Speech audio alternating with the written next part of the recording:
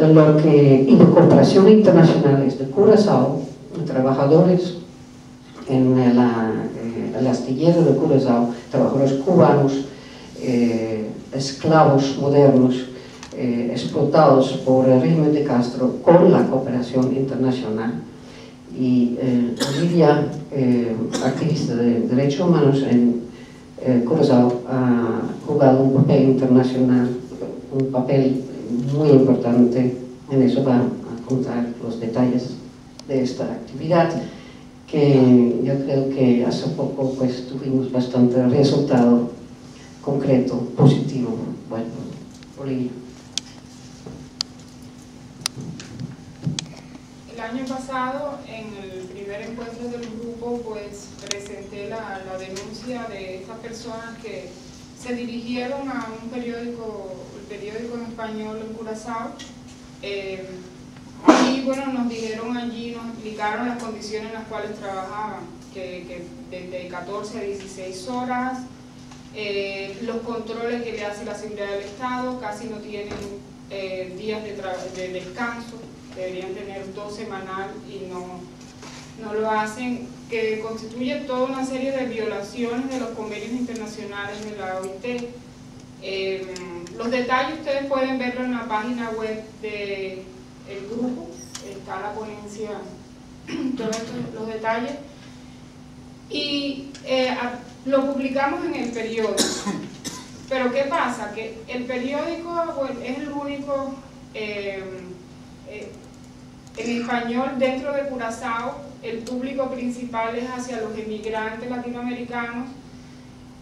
Hay gente de Curazao que lo lee, después a veces nos damos cuenta que lo lee más gente de lo que nos suponemos, y también lo lee gente del gobierno de Curazao, y bueno, hemos tenido mucha confrontación por el problema con los emigrantes y eso, pero no hubo ninguna repercusión dentro de Curazao. Ellos como que hicieron que aquello nunca se publicó y que nunca pasó nada, a raíz que por contactos que Lidwine hizo en Holanda, se publicó en Holanda.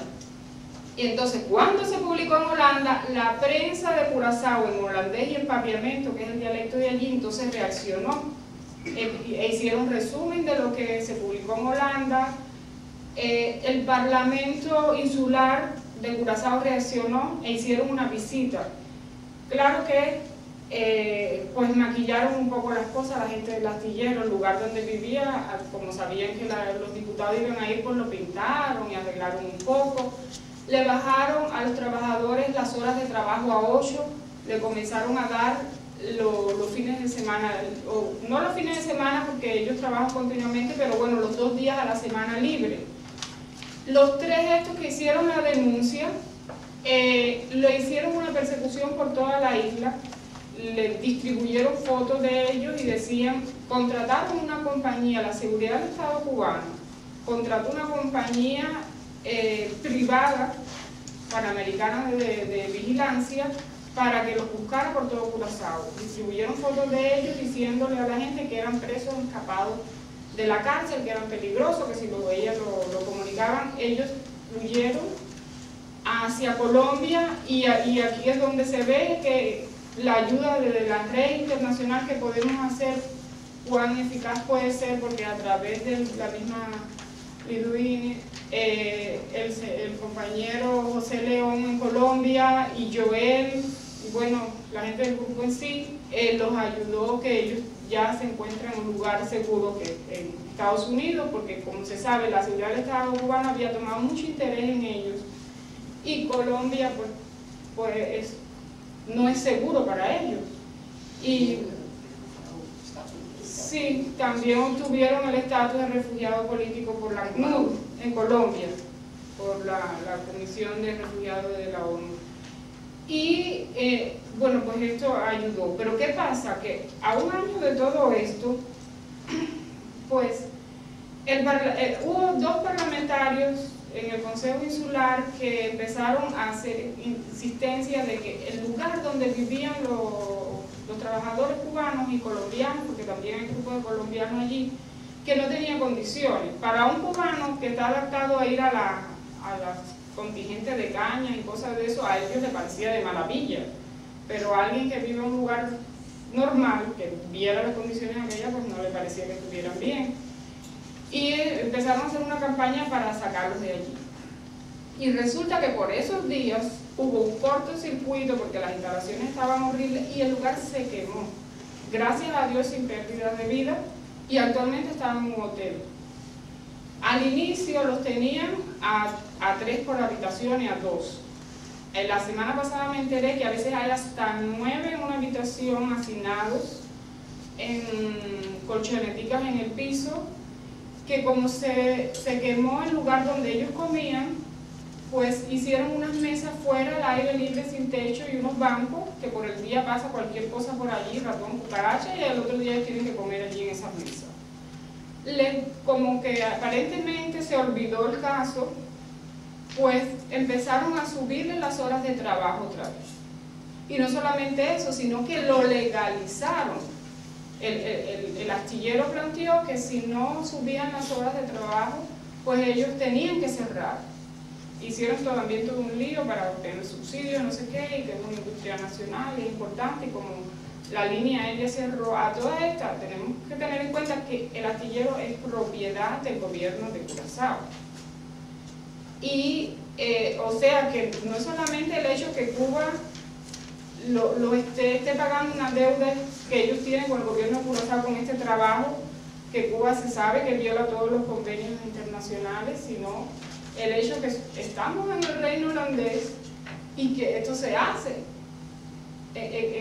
Vaya, para mí, cada vez que me da mucha pena, ¿no? Pensar que mucha gente tiene la imagen de Holanda como algo defensor de los derechos humanos y que esto suceda.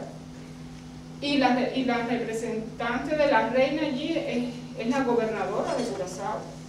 Y admite, están conscientes de esto porque se ha denunciado, y más bien hasta aprobaron como ley por encima de lo que estipula la Organización Internacional del Trabajo, que los trabajadores pueden trabajar de 14 a 16 horas diarias.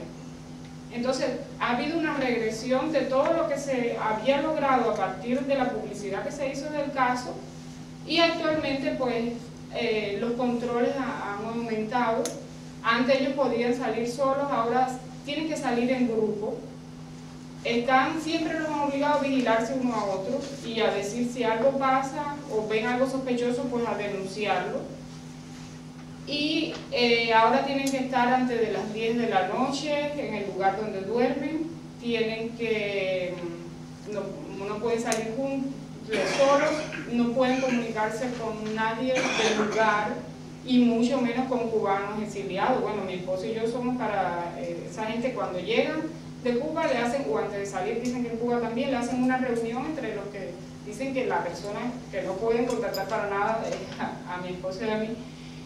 Y antes los cambiaban cada 6 meses, ahora lo están cambiando cada 3 meses.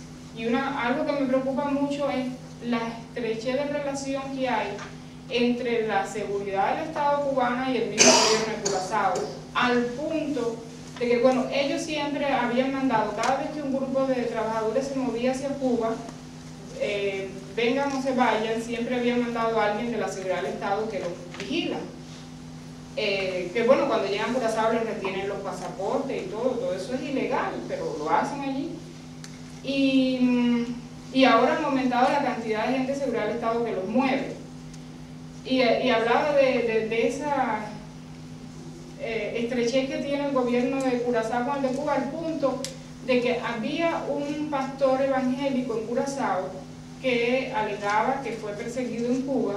El hermano lo invitó a Curazao y él pidió asilo y lo cogieron ilegal y entonces lo tenían en el lugar de los ilegales. Entonces la ACNUR, la Oficina del Alto Comisionado de las Naciones Unidas, estaba analizando su caso. Él tenía un abogado dentro